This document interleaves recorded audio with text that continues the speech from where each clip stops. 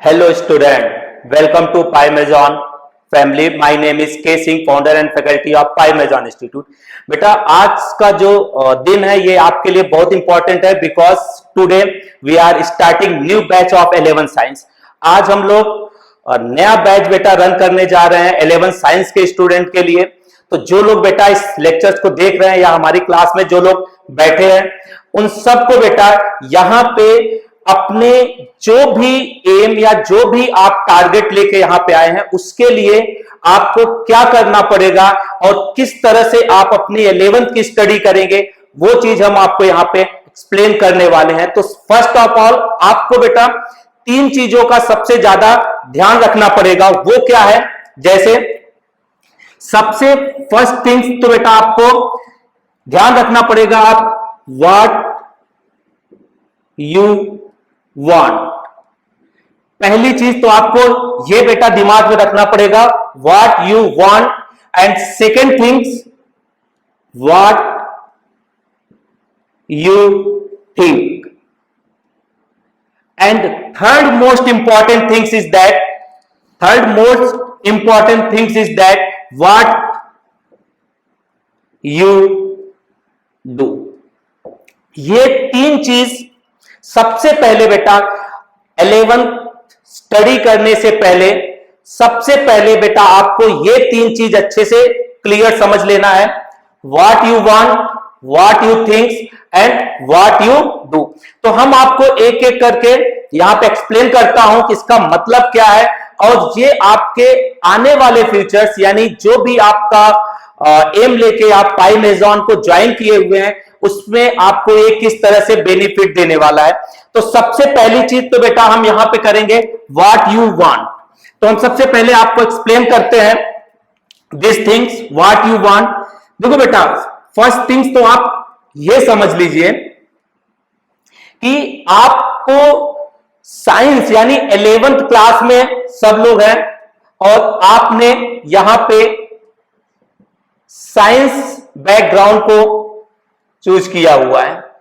अब साइंस लेने से बेनिफिट क्या है, क्या मतलब है, क्यों आपने साइंस लिया, तो ये चीज आपको यहां पे समझना पड़ेगा.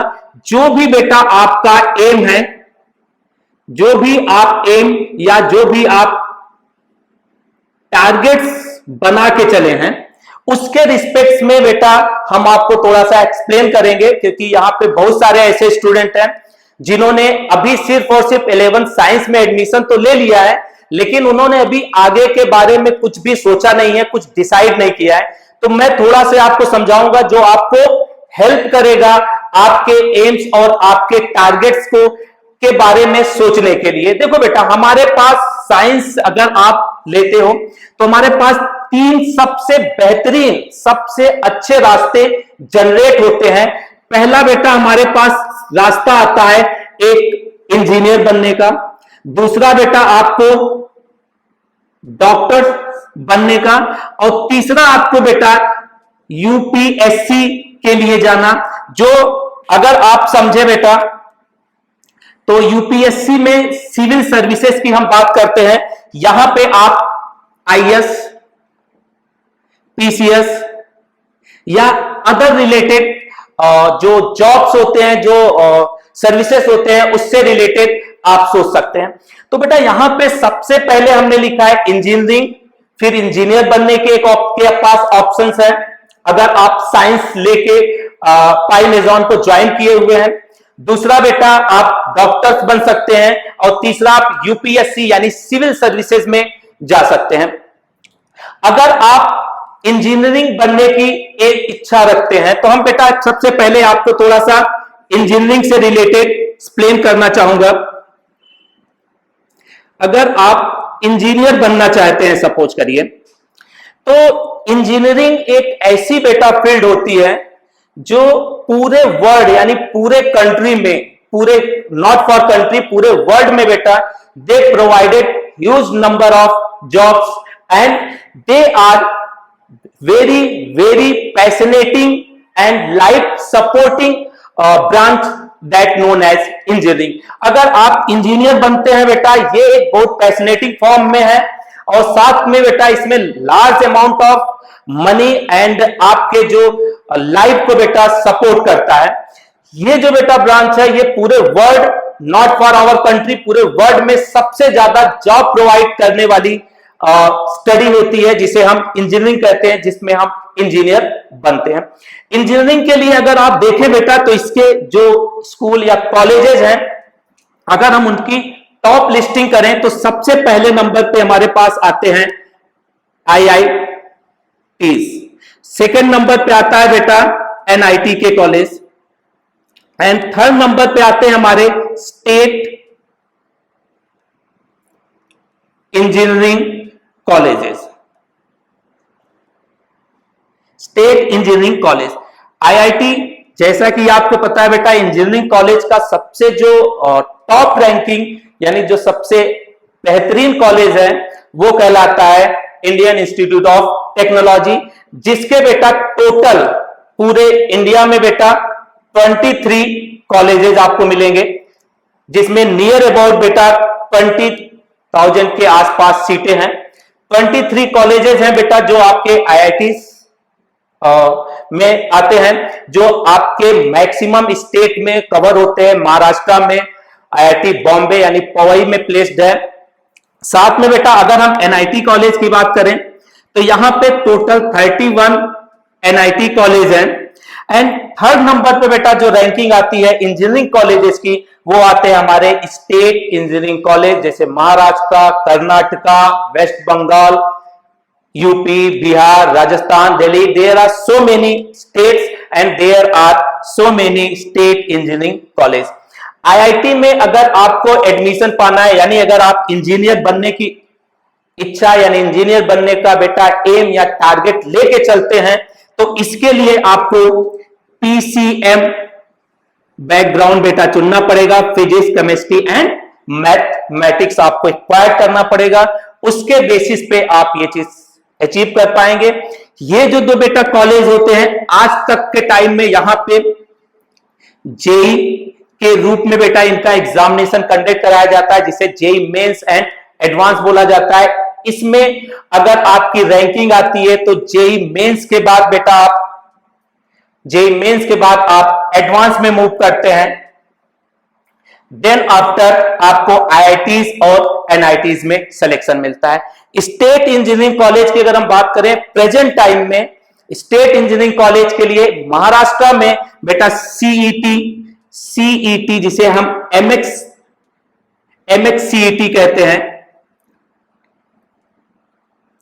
CET के नाम पे बेटा एग्जामिनेशन कंडक्ट कराया जाता है, जिसके बेसिस पे आपके स्टेट के टॉप कॉलेजेस प्रोवाइड किए जाते हैं। ये तो होता है बेटा इंजीनियरिंग से रिलेटेड थोड़ी सी इंफॉर्मेशन। अगर आपका एम यानी व्हाट यू वांट, अगर आप एम टारगेट ये बना के चलते हैं, ये सोच के रखा है कि हमें इंजीनियरिंग करना है, तो बेटा आपको सबसे पहले आपको फोकस करना पड़ेगा साइंस लेने के साथ साथ बेटा ये 3 सब्जेक्ट यानी PCM फिजिक्स, केमिस्ट्री, मैथमेटिक्स पे, और उसके बाद आपको जेई मेंस यानी जेई की प्रिपरेशन करनी पड़ेगी एंड CET की प्रिपरेशन करनी पड़ेगी। But those student who want to make doctor, जो लोग बेटा डॉक्टर बनना चाहते हैं, उनके लिए मैं थोड़ा सा एक्सप्लेन करना चाहूंगा। जो बेटा डॉक्टर बनना चाहते हैं, बेटा उनको क्या करना पड़ेगा? उनको बेटा PCB physics, chemistry and biology subject acquire करना पड़ेगा, because physics, chemistry is the common रहेगा और बायोलॉजी आपका डिफरेंट सब्जेक्ट्स होगा। इंजीनियरिंग के लिए मैथमेटिक्स और यहां के लिए आपको बायोलॉजी लेना पड़ेगा। डॉक्टर्स के बारे में हम कुछ ज्यादा बोलेंगे नहीं बेटा, क्योंकि ये एक ऐसा सब्जेक्ट, एक ऐसा बेटा कॉलेज, एक ऐसी स्ट्रीम होती है जिसे हम कहते हैं बेटा गॉड ऑफ द अर्थ, जो इस पृथ्वी के भगवान माने जाते हैं। तो इनके बारे में हम कुछ ज्यादा एक्सप्लेन नहीं करेंगे। That is known as god of the earth. ये बेटा हमारे, तो this is the very very important stream, और ये बेटा आपको एवरीथिंग्स ये आपको सोसाइटी में एक वैल्यूएबल रिस्पेक्ट, पैसा और सम्मान प्रोवाइड करता है। ये एक ऐसी स्ट्रीम होती है बेटा, अगर आप डॉक्टर बनने की इच्छा रखते हैं तो आपको बेटा पीसीएम बी का सहारा लेना पड़ेगा, बिकॉज इसके बिना आप डॉक्टर नहीं बन पाएंगे। डॉक्टर में भी जो सबसे टॉप पे आते हैं, जैसे हम उसे कहते हैं MBBS, there are many other branch, BMS, BHMS, but हम यहां पे सिर्फ और सिर्फ एमबीबीएस की बात करते हैं। अगर हम डॉक्टर्स बनने के लिए अगर हम कॉलेजेस की बात करें बेटा, तो सबसे फर्स्ट नंबर पे आते हैं हमारे AIIMS। एम्स आता है बेटा, जिसे हम कहते हैं all India institute of medical science. AIIMS बेटा हमारे पास आता है, all India institute of medical science, जिसके टोटल बेटा अभी तक 9 कॉलेजेस हैं। इसके आज तक बेटा टोटल 9, अभी तक 2020 तक 9 कॉलेजेस हैं। सम कॉलेजेस आर अंडर प्रोसेस में, बट उनके भी एडमिशन इस साल लिए जाएंगे। साथ में सेकंड नंबर पे बेटा अगर हम बात करें तो हमारे पास AFMC आता है, FMC आता है बेटा, जिसे कहते हैं आर्म फोर्स मेडिकल कॉलेज, जो बेटा एक ही है और वो आपके पुणे में है। तो this is the only one college, arm force medical college, this is the top most medical college of the country.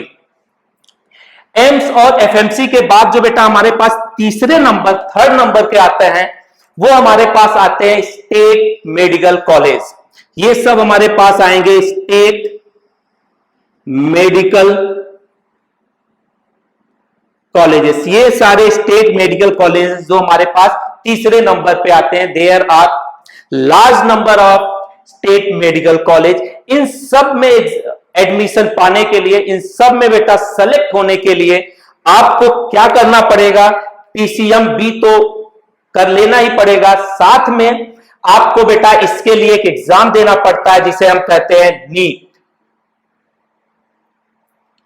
NEET का बेटा आपको एग्जाम देना पड़ेगा। उसके बेसिस पे इस साल गवर्नमेंट ने एम्स तक के कॉलेजेस में एडमिशन इसी के बेसिस पे लेने वाले हैं। मे बी नेक्स्ट ईयर, यानी आप लोग बेटा आफ्टर 2 ईयर इसमें अपीयर होने वाले हैं। मे बी इसमें कुछ चेंजेस आ जाएं, जैसा कि पास्ट ईयर में एम्स और एफएमसी सेपरेट होते थे और यहां पे बेटा state medical college exam for all over India कराने के लिए नीट का एग्जाम कंडक्ट कराया जाता था। मे बी ऐसे कोई चेंजेस आ जाए, लेकिन सबका टारगेट, सबका एम, सबका बेटा सिलेबस आपका क्या है, पीसीबी है, जिसमें आपको 11th 12th अच्छे से स्टडी करना है एंड देन आफ्टर आप इस एग्जाम को क्रैक करके आप इस कॉलेजेस में एडमिशन लेके एक बेहतरीन, एक अच्छा, एक रिस्पेक्टेड डॉक्टर्स बन सकते हैं।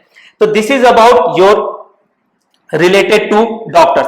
अब बात करते हैं बेटा, अगर आप यूपीएससी के एग्जाम में जाना चाहते हैं, बात समझिए, अगर आप यूपीएससी करना चाहते हैं तो मैं आपको क्लियर बता दूं बेटा, यूपीएससी के लिए बहुत सारे लोग, बहुत सारे स्टूडेंट के दिमाग में रहता है कि क्यों हम साइंस ही लें, 11th में साइंस ही क्यों लें, हम दूसरे सब्जेक्ट यानी आर्ट साइड से भी यहां पे जा सकते हैं। तो ये बेटा बिल्कुल करेक्ट है, आपका सोचना बिल्कुल सही है। आप जा सकते हो यूपीएससी के एग्जाम यानी आईएएस पीसीएस आप बन सकते हैं विदाउट साइंस सब्जेक्ट लिए, अदर सब्जेक्ट के साथ साथ। लेकिन एक चीज आपको मैं क्लियरली बता देना चाहता हूं बेटा, यहां पे जो सिलेक्शन होते हैं यूपीएससी में आईएएस और पीसीएस, यहां पे मान के चलिए बेटा 60% आपके इंजीनियरिंग करने वाले ही बच्चे यहां पे सेलेक्ट होते हैं। याद रखिए बेटा, ज्यादातर सीट ऑक्युपाइड हो जाती है, 60%, नियरली 60% सीटें इंजीनियर के थ्रू ऑक्युपाइड हो जाती है। जो बच्चे 4 साल इंजीनियरिंग करते हैं, देन आफ्टर वो यहां पे बेटा आईएएस पीसीएस बन जाते हैं। तो उसके पीछे रीजन क्या है, क्योंकि बेटा यहां पे भी आपको साइंस के क्वेश्चंस मिलने ही वाले हैं। Physics, chemistry, mathematics and biology के क्वेश्चंस मिलेंगे ही मिलेंगे, और वो भी बहुत अच्छे लेवल पे मिलेंगे। वो इस तरह के रहते हैं, ऐसा नहीं होता कि बहुत आसान क्वेश्चन पूछ लिया जाएगा 9th-10th लेवल का। वो भी क्वेश्चंस आपके एक बेहतरीन इंजीनियरिंग के एग्जामिनेशन, एक बेहतरीन बेटा जो आपके नीट टाइप के एग्जाम्स होते हैं, उस तरह के, उस लेवल के क्वेश्चंस यहाँ पे पूछे जाते हैं जो physics, chemistry, mathematics and biology से आते हैं, सो दैट जो बच्चे साइंस लेते हैं, जो बच्चे साइंस एक्वायर किए रहते हैं और आफ्टर इंजीनियरिंग कर लेते हैं, वो बच्चे बेटा यहाँ पे ज्यादा बेटर, ज्यादा अच्छा परफॉर्मेंस दे पाते हैं। हम ये नहीं कह रहे हैं कि विदाउट साइंस यहां सेलेक्ट नहीं होंगे, विदाउट साइंस भी बहुत सारे बच्चे सेलेक्ट होते हैं, लेकिन बाद में आप जैसे ग्रेजुएट होके यहाँ पे इस एग्जाम के लिए अपीयर होगे, आपको अगेन एंड अगेन फिर से आपको साइंस यानी फिजिक्स, केमिस्ट्री, मैथमेटिक्स आपको पढ़ना ही होगा, बिकॉज बिना इसके पढ़े आप सेलेक्ट नहीं हो सकते। तो मेरा ओपिनियन ऐसा है कि अगर आपका टारगेट यूपीएससी की तरफ है तो भी आप साइंस लीजिए, physics, chemistry, mathematics, biology acquire करिए और इस तरह के एग्जामिनेशन की प्रिपरेशन करिए। अगर आप इस तरह के एग्जाम का प्रिपरेशन करते हैं आफ्टर ग्रेजुएशन, ये आपके इस सिलेक्शन में बहुत हेल्प करने वाला है। सो दैट एवरी स्टूडेंट, जो लोग यहां पे बैठे हैं, जो मेरा लेक्चर देख रहे हैं, मैं फिर से उनसे बोलना चाहूंगा कि आप 11th में अगर आप कर सकते हैं, और कर तो आप बिल्कुल डेफिनेटली कर सकते हैं, ये सिर्फ आपको सोचने पे डिपेंड करता है कि आप करना क्या चाहते हो। जो हमारा सेकंड पॉइंट है, हम उसको उसी में डिस्कस करने वाले हैं, what you thinks. So that बेटा आपको इससे रिलेटेड जो भी है इसे आपको अच्छे से समझना है और अपने टारगेट, अपने एम को डिसाइड करना है। तो स्टूडेंट जो बेटा अभी इसे डिसाइड नहीं किए हैं, तो आप समझिए आपको क्या बनना है और किस तरह से आगे प्रोसीड करना है। अब हमारे पास आता है बेटा जो सेकंड पॉइंट है, second point what you thinks. हमें बेटा उस पर ज्यादा फोकस करना पड़ेगा, क्योंकि आज आप जिस एज में हैं, आज आप जिस क्लास को बीट करके आए हैं, इस टाइम आप जो भी चीज पाना चाहोगे, ये मैं रियली बता रहा हूं, जो आप चाहोगे वो आप पा सकते हो। मैं आज जो चाहूंगा वो शायद ना पा पाऊं, लेकिन आप जो भी चाहोगे वो आप पा सकते हैं। मैं दोबारा 11th क्लास में फिर से नहीं जा सकता, मैं फिर से इंजीनियरिंग की कॉलेजेस में नहीं जा सकता, लेकिन आपके पास एवरी अपॉर्चुनिटी दैट टाइम आपके पास प्रेजेंट है। आप चाहोगे तो मेरे जैसा इस तरह से टीचर बन जाएंगे, चाहेंगे आप एक अच्छा आईएएस, एक अच्छा पीसीएस, एक अच्छा आईआईटीएंस, एनआईटीएंस या एक बेहतरीन डॉक्टर्स बन सकते हैं। सो दैट अब आपको सेकंड पॉइंट पे क्या फोकस करना है। सेकंड पॉइंट बेटा हमारा हमें बताता है what you thinks, what you think. आप क्या सोचते हैं अपने टारगेट के बारे में, क्या आप सोचते हो अपने एम के बारे में, वो हम आपको यहां पे एक्सप्लेन करने वाले हैं। तो सबसे पहले इसे समझने के लिए, सबसे पहले बेटा मेरी एक बात अच्छे से समझिए, सारे स्टूडेंट 10th का एग्जाम क्लियर करके अब आने वाले हैं कहां पे, 11th में। दो चीज आप पहले दिमाग में फिट कर लीजिए, आज इस बात को पूरे 2 ईयर आप बिल्कुल नहीं भूलिएगा। 11th से जैसे ही आप 12th में आते हैं, सॉरी 10th से जैसे आप 12th में अपीयर होते हैं, तो यहां पे बेटा large number of differences create हो जाएगा। डिफरेंसेस किस बेसिस पे?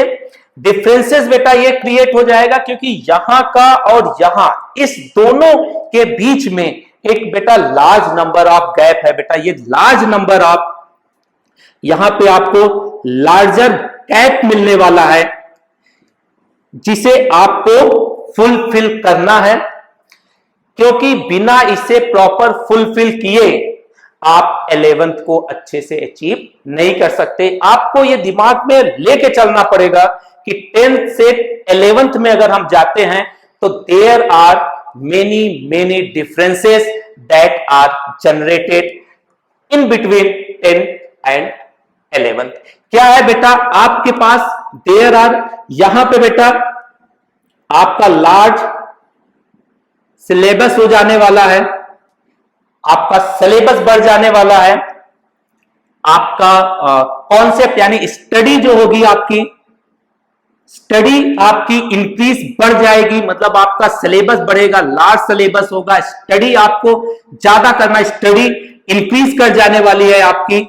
ये सारी चीजें आपको बेटा मेंटेन करनी पड़ेगी, तब जाके आप इस गैप को फुलफिल कर पाएंगे। मतलब आपका जो सिलेबस है, पहले आप 10th में साइंस की एक बुक पढ़ते थे, अब यहां पे बेटा साइंस छोड़िए, यहां पे there are 3 part, physics, chemistry and biology in between in the science. इसमें आपको केमिस्ट्री में ही आपके 3-3 बुक मिलने वाली है, फिजिक्स में 3-3, 4-4, मैथमेटिक्स, मतलब आपका सिलेबस बहुत लार्ज होने वाला है, ह्यूज नंबर ऑफ सिलेबस मिलेगा और उसके लिए आपको अपनी स्टडी भी इंक्रीज करनी पड़ेगी। आपको यह बात सोच के चलना है। दूसरी चीज मैं आपको बताऊं, जो लोग बेटा 10th में है, अब आपका 10th में आपके क्या परफॉर्मेंस थे, आपके कितने अच्छे परसेंटेज आए, कितने आपके खराब परसेंटेज आए, आप कितने पढ़ने में अच्छे हो, कितने आप पढ़ने में खराब हो, वो सब कुछ भी अब यहां मायने नहीं रखेगा। सिर्फ और सिर्फ आपको अपनी सोच को बेटा बदलना है, फिर जाके आप इस चीज को बहुत ही इजियर वे में अचीव कर पाएंगे। मतलब यह है कि आप अगर ये सोच के चल रहे होंगे कि हमारे कॉन्सेप्ट अच्छे नहीं है 10th में, हमारे बेसिक थिंग्स हमारी अच्छी नहीं है, हमारे पास फैसिलिटीज अच्छे नहीं है, हमारे जो पेरेंट्स हैं वो हमें उस तरह से सपोर्ट नहीं देने वाले हैं, ये सारी अगर आप प्रॉब्लम सोचते हुए बैठे रहेंगे तो कभी भी बेटा आप इस गैप को पूरा नहीं कर पाएंगे और आप अपना जो फर्स्ट वाला व्हाट यू वांट का जो थिंग्स लेके चल रहे हैं वो आप कभी कंप्लीट नहीं कर पाएंगे, क्योंकि आपको अपनी प्रॉब्लम्स जो है उसे किसी न किसी तरह से दिमाग से बेटा बाहर निकालनी पड़ेगी। प्रॉब्लम यहां हर किसी के पास है, दुनिया में ऐसा कोई नहीं है जिसके पास प्रॉब्लम्स ना हो, लेकिन अगर आप प्रॉब्लम्स लेके बैठेंगे तो बेटा आप कभी भी सक्सेस नहीं हो सकते हैं, क्योंकि सारी चीजें बेटा ये सब का सब हमारे क्या है, हमारे माइंड्स पे डिपेंड करता है, हमारी सोच को पे डिपेंड करता है कि हमारे पास प्रॉब्लम, जिस दिन आपने ये सोच लिया, जिस दिन आपने अपना टारगेट फिक्स कर लिया और आपने डिसाइड कर लिया हमें ये चीज पाना ही है, इसे हमें लेना ही है, उस समय आपकी प्रॉब्लम्स सारी जो दिमाग में है वो ऑटोमेटिकली खत्म हो जाएगी। तो आप ये सारी चीजें माइंड से रिमूव कर दीजिए, बिकॉज बेटा जो भी यहां पे है, problems are exist only in the mind. Problem सिर्फ हमारे दिमाग में बनी रहती है। किसी ने कहा है बेटा limits are exist in the minds. Limit बेटा जो होती है वो सिर्फ और सिर्फ कहां एग्जिस्ट करती है, हमारे limits are exist in the mind. सिर्फ और सिर्फ लिमिटेशन जो है वो हमारे माइंड में बेटा, इस लाइन को आप ध्यान रखिए, limits are exist in the minds. ये सारी जो भी आपकी प्रॉब्लम्स हैं, आपके कॉन्सेप्ट सोचते हैं, फैसिलिटी हमारे पास नहीं, सुविधाएं कम है, ये सब चीजें हमारे सिर्फ और सिर्फ दिमाग में है, उसे आपको बाहर निकालना है। जिस दिन आपने उसे बाहर निकाल दिया आपकी सारी प्रॉब्लम्स खत्म हो जाएगी। तो आपको अपनी लिमिटेशंस को दिमाग से बाहर निकालना है, यही आपको सोच के रखना पड़ेगा, तो ही बेटा आप अपना एम और अपना टारगेट फाइंड पा सकेंगे। तो आपको ये सारी चीजें बेटा मेंटेन करनी पड़ेगी, क्योंकि ये जो भी चीजें हैं ये तभी बेटा आसान हो पाएगी जब आप अपने दिमाग से लिमिट्स को हटा देंगे, क्योंकि ये सिर्फ और सिर्फ आपके दिमाग का एक वहम है। प्रॉब्लम्स, लिमिटेशंस सबके पास है, उसका कोई अंत नहीं होता, और वो आपके पास है, हमारे पास है, दुनिया में हर किसी के पास है। सो दैट आपको ये चीज खत्म करना है, तो जाके आप ये सारी चीजें अच्छे से अचीव कर पाएंगे। थर्ड थिंग्स बेटा हमें, तीसरा बेटा जो है वो है व्हाट यू डू। अब आपको ये सारी चीजें समझने के बाद आपको करना क्या है, उस पे आपको फोकस करना पड़ेगा। What you do. Next third जो आपका पॉइंट है, व्हाट यू डू, आप करने क्या वाले हैं।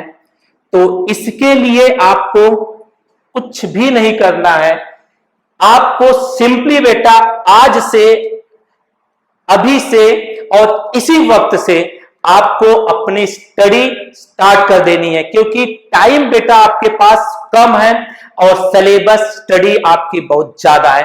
तो आपको कुछ ज्यादा नहीं करने की जरूरत है, सिर्फ और सिर्फ आज से, अभी से, हम कहते हैं इसी वक्त से आपको अपनी स्टडी स्टार्ट कर देनी है।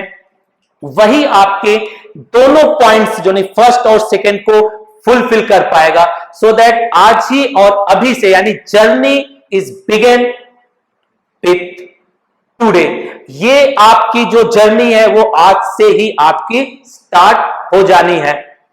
सो दैट हम बेटा यही आपका सबसे बड़ा पार्ट है। तो हम क्या करते हैं बेटा, स्टार्ट करेंगे, start your journey right now, इस चीज को हम ध्यान में रखेंगे। दैट मीन्स क्या करने वाले हैं बेटा, स्टार्ट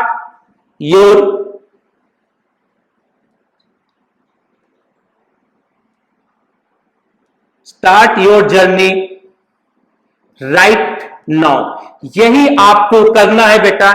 इसी से आपके दोनों पार्ट कंप्लीट होने वाले हैं। स्टार्ट योर जर्नी, अभी से इसी वक्त से आपकी अपनी स्टडी पढ़ाई स्टार्ट कर देनी है, क्योंकि किसी साइंटिस्ट ने बेटा कहा है the journey of thousands miles are begin with one steps. तो किसी का बेटा ये बात ध्यान रखिए, द जर्नी उन्होंने कहा है, journey of thousands miles is begin in one steps। तो बेटा इस बात को आपको ध्यान रखना है कि जो आपकी जर्नी है वो लार्ज है, ये आप भी जानते हो, मैं भी जानता हूं। ये जो सफर पे, जिस सफर पे आप आज चलना स्टार्ट करने वाले हैं, वो सफर बहुत आसान नहीं है, वो सफर बेटा बहुत टफ है, लार्ज है, बट स्टार्ट आपको आज ही से करना पड़ेगा, क्योंकि किसी साइंटिस्ट ने यही कहा है कि the journey of thousands miles is begin in one steps. पहले स्टेप से ही आपकी सारी जर्नी स्टार्ट होती है और यहीं से आपकी जर्नी कंप्लीट होने वाली है।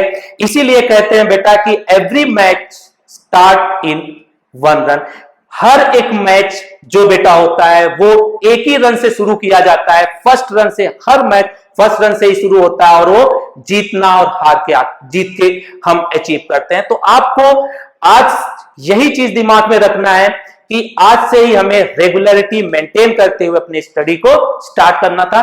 तो दैट इज द 3 थिंग्स जो आज आपको दिमाग में फिट कर लेनी है। What you want, what you thinks and what you do. ये चीज को आप दिमाग में रखिए और इसे हम 2 साल तक याद रखेंगे और डेली इस पे रिवाइज करेंगे, सोचते हैं कि हमने पहले दिन आज के डेट में क्या चीज सोचा था और क्या सीखा था और किस तरह से हमें आगे करना है। So that let's be start here. बेटा हम अब आपको थोड़ा सा सब्जेक्ट से रिलेटेड इंफॉर्मेशन देंगे। जैसा कि मैंने आपसे पहले बताया, my name is K Singh and founder and faculty of Pymazon with teacher of chemistry. मैं आपको बेटा केमिस्ट्री सिखाने वाला हूं।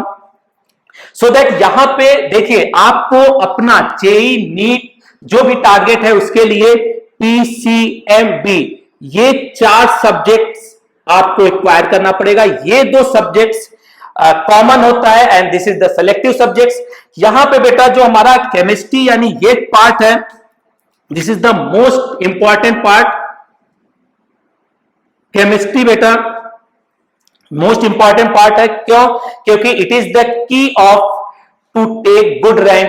ये बेटा एक ऐसा सब्जेक्ट है, आसान है, इजियर है और ये आपका गुड रैंक प्रोवाइड करता है। ये है बेटा, this is the key of good rank. ये आपका चाबी है बेटा एक अच्छे रैंक दिलाने के लिए, एक अच्छी रैंक पाने के लिए। ये आसान है बिल्कुल बेटा। अगर you trust me and trust to Pymazon institute, यहां पे आपको इस तरह से चीजें प्रॉपर वे में कराई जाएगी कि जो भी सब्जेक्ट्स है वो आपके लिए वेरी वेरी इजियर हो जाएगा।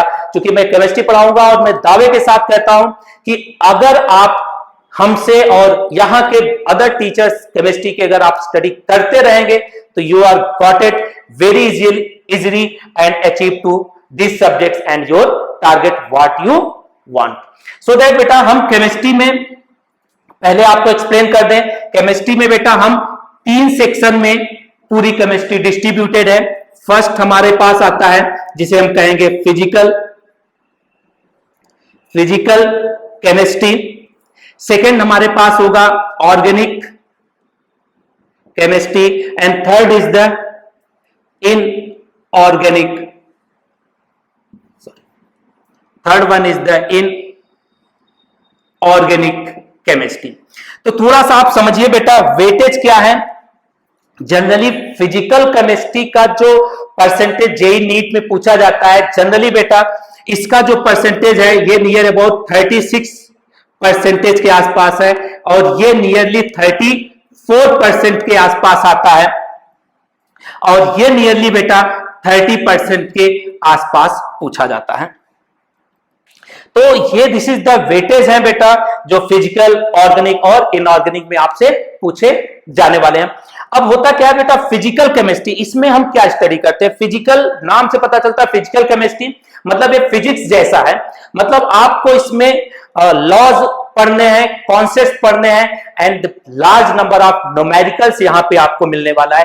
तो न्यूमेरिकल का पार्ट जितना भी आता है वो हम फिजिकल केमिस्ट्री में कंप्लीट करने वाले हैं। न्यूमेरिकल्स के लिए आपको बेसिक मैथमेटिक्स आना चाहिए, मतलब इंटीग्रेशन, डिफरेंशिएशन, लॉगरिथम, थोड़े कैलकुलेशंस फास्ट वे में, ये सारी चीजें आपको आनी चाहिए। देन आफ्टर आपका फिजिकल स्ट्रांग हो पाएगा। तो this is the most weightageable part in the chemistry. इसके लिए आपको सबसे ज्यादा या ज्यादा से ज्यादा मेहनत करनी पड़ेगी, ये आपको अच्छा स्कोर दिलाएगा।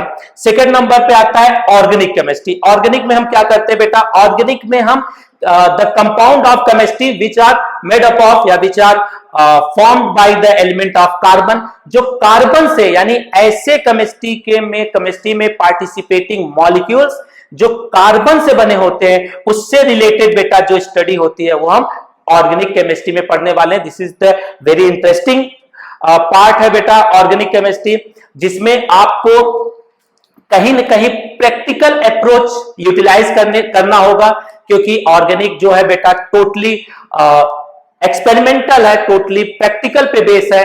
तो थोड़ा से आपको प्रैक्टिकली नॉलेज यानी प्रैक्टिकली अपने दिमाग को मेंटेन करके तब जाके आप ऑर्गेनिक को अच्छे से अचीव कर सकते हैं, अच्छे से सॉल्व कर पाएंगे।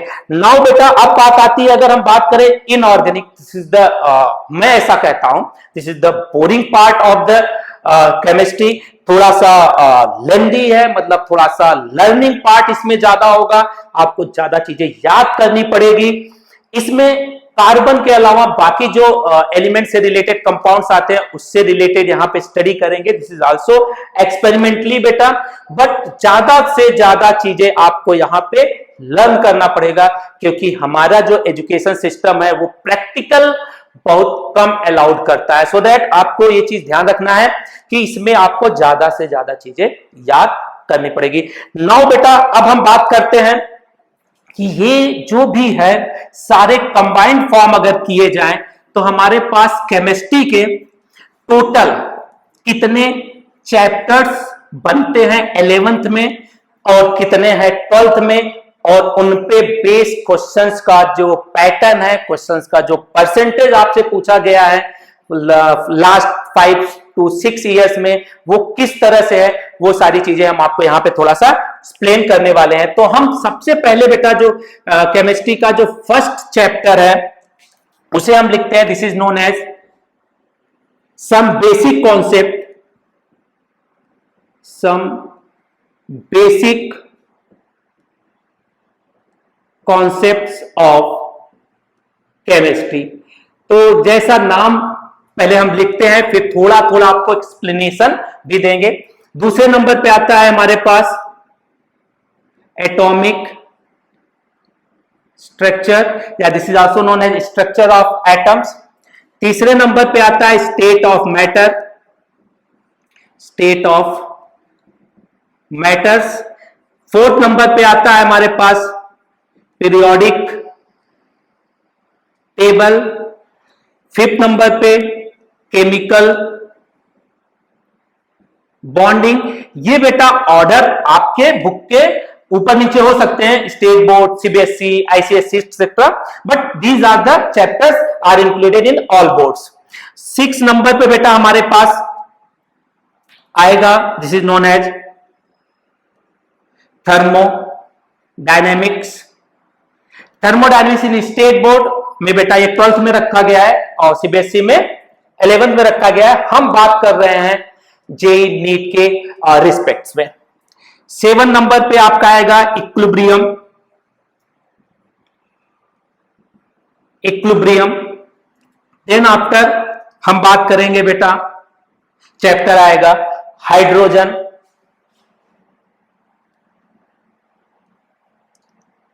हाइड्रोजन 9 नंबर पे बात करेंगे बेटा एस ब्लॉक एलिमेंट।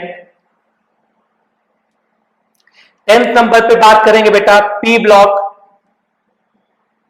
एलिमेंट, और वो भी 14 एंड 15। एंड नाउ इस साल बेटा उन्होंने 13,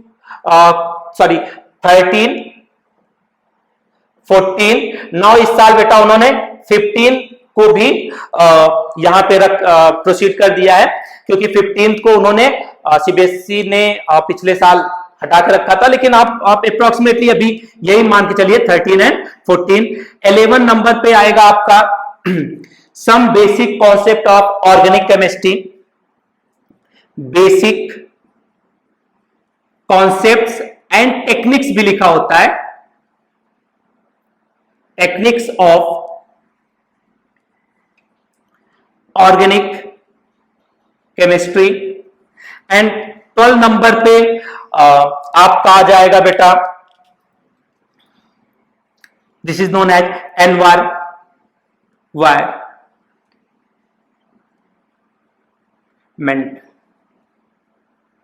केमिस्ट्री।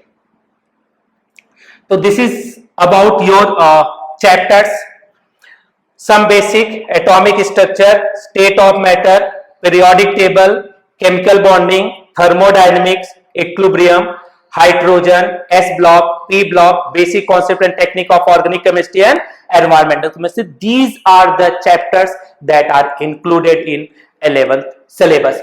अगर हम थोड़ा सा बात करें बेटा, ये जो चैप्टर की अगर हम बात करें तो इनका जो वेटेज है कंपटीशन यानी जेई और नीट में, वो थोड़ा सा ज्यादा है। नाम से पता चलता है बेसिक कॉन्सेप्ट ऑफ केमिस्ट्री, तो बेटा ये पूरे केमिस्ट्री का बेसिक कॉन्सेप्ट यहां पे यूटिलाइज करता है, जिसके परसेंटेज नियर अबाउट 8% आप मान के चलिए इसके पूरे कॉम्पिटिटिव एग्जाम्स में पॉइंट किए जाते हैं। अगर हम इसकी बात करें बेटा तो इसका नियर अबाउट 12% वेटेज जनरेट करता है। इसकी बात करें तो 5% के आसपास इसका वेटेज जनरेट करता है। पीरियोडिक टेबल चूंकि ये इनऑर्गेनिक को कनेक्ट करता है, इसलिए इसका वेटेज नियरली 9% तक मूव कर जाता है। Chemical bonding this is the 13%, इससे बेटा ज्यादा से ज्यादा आपके क्वेश्चंस आने के चांसेस रहते हैं। This is your 8%। थर्मोडायनेमिक्स का वेटेज जनरेट होता है। इक्विलिब्रियम बेटा 7% के आसपास जनरेट करता है। देखिए ये परसेंटेज एग्जैक्ट नहीं है, ये परसेंटेज वेरी करते हैं, लेकिन अप्रोक्सीमेटली इसी के आसपास ये आपके वेटेज को जनरेट करेंगे। हाइड्रोजन के बेटा 3% के nearly, S block 5%, P block भी अप्रोक्सीमेटली 6% के आसपास जनरेट करता है। केमिकल टेक्निक्स और इक्विपमेंट ये बेटा नियरली ये मान के चलिए कम से कम आपके 13% के आसपास, और ये आपके 2 to 3% के आसपास कवर करता है। तो सो दैट ये सारे चैप्टर्स आपके लिए वेरी इंपॉर्टेंट है, इसे आपको अच्छे से कंप्लीट करना पड़ेगा। यहां पे इस चैप्टर में अगर हम आपसे कहें, कुछ ऐसे चैप्टर्स हैं बेटा जो डायरेक्टली कनेक्ट करेंगे 12th में। अगर आपने 11th में चैप्टर अच्छे से नहीं कंप्लीट किया तो गारंटी ले लीजिए आपके 12th के वो चैप्टर कभी भी अच्छे से परफेक्ट नहीं हो पाएंगे। जैसे ये चैप्टर अगर आपने अच्छे से नहीं किया तो आपका केमिस्ट्री कभी अच्छा होने वाला ही नहीं है, और या ये चैप्टर आपने अच्छे से नहीं किया तो कभी आपकी ऑर्गेनिक केमिस्ट्री अच्छी नहीं होने वाली है। तो हम आपसे कह सकते हैं ये जो चैप्टर है it's the very very very crucial chapter, very very important chapter बेटा, जिसे आपको करना ही पड़ेगा, क्योंकि अगर आप इसे नहीं करते तो न तो आप 11th का कुछ अच्छा कर पाएंगे, न तो आपका 12th का कुछ अच्छा होने वाला। क्योंकि बेटा ये चैप्टर पूरा आपके फिजिकल 11th एंड 12th और फिजिकल के जितने भी चैप्टर्स हैं उस चैप्टर को ये कनेक्ट करता है। सो दैट आपके लिए basic concept of chemistry is the very important for physical chemistry. Now that अगर हम बात करें बेटा, ये जो आपकी ऑर्गेनिक केमिस्ट्री का सेक्शन लिखा है, तो ऑर्गेनिक केमिस्ट्री जैसे कि हमने आपसे बताया ऑर्गेनिक केमिस्ट्री 34% तीनों सेक्शन से बेटा पूछा जाता है। तो इस चैप्टर के बिना आप न 11th न 12th कोई ऑर्गेनिक आप अच्छे से नहीं कर पाएंगे अगर आप इन्हें इस चैप्टर को अच्छे से कंप्लीट नहीं किया, क्योंकि ये चैप्टर भी 12th को की ऑर्गेनिक को अच्छे से कनेक्ट करेगा। इसके बाद हम बात करें बेटा ये दो ऐसे चैप्टर हैं जो आपके पूरे इनऑर्गेनिक को कनेक्ट करते हैं। बात समझिए, S block, P block, 12th का डी ब्लॉक, एफ ब्लॉक, सबको बेटा ये दोनों चैप्टर कनेक्ट करेगा, क्योंकि ये दोनों चैप्टर आपको अच्छे से करना ही पड़ेगा, तब जाके आप ऑर्गेनिक को अच्छे से कंप्लीट कर पाएंगे। तो ये जो चीजें हैं बेटा ये 11th और 12th को कनेक्ट करता है।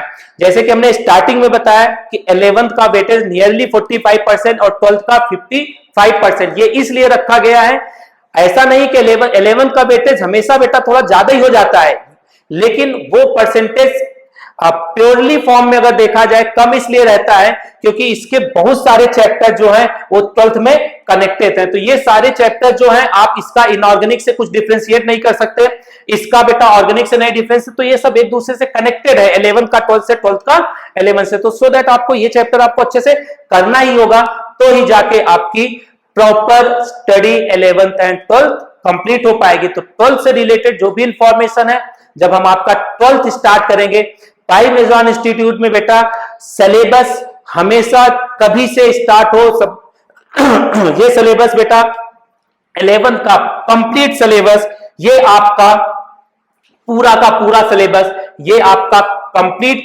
कर दिया जाएगा फर्स्ट वीक ऑफ दिसंबर के बेटा फर्स्ट वीक में 11th का आपका ये पूरा का पूरा चैप्टर कंप्लीट होगा।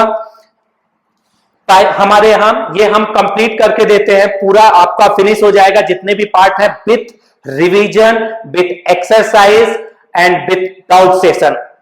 12th हमारा बेटा जैन से स्टार्ट हो जाएगा और 12th का जो भी जितना भी पार्ट है वो पूरा का पूरा पार्ट बेटा एनओवी यानी नवंबर में बेटा आपको कंप्लीट करके दिया जाएगा। देन आफ्टर आपकी जो प्रिपरेशन है वो प्रॉपरली कंप्लीट होगी and after November, December and Jain बेटा आपके पास रिवीजन के लिए टाइम रहेगा, क्योंकि जैन में आपका जेई का एग्जाम होने वाला है, most probably next year NEET का एग्जाम भी जैन में हो।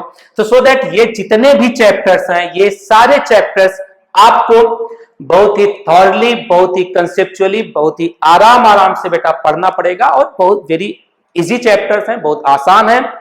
आप हमारे साथ जुड़े रहेंगे, आप हमारे साथ कंटिन्यू अपनी स्टडी मेंटेन रखेंगे, रेगुलरिटी मेंटेन रखेंगे, तो definitely 100% I am sure that कि आप अपना टारगेट यानी व्हाट यू वांट वो आप अचीव कर पाएंगे।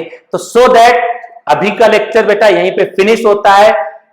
फिर से मैं बोलता हूं, आपको 3 चीजें सबसे ज्यादा ध्यान रखनी है, what you want, what you think and what you do. इस बात को आप अच्छे से समझें और उसी के अकॉर्डिंग साल भर अपनी प्रिपरेशन करें। Thank you very much.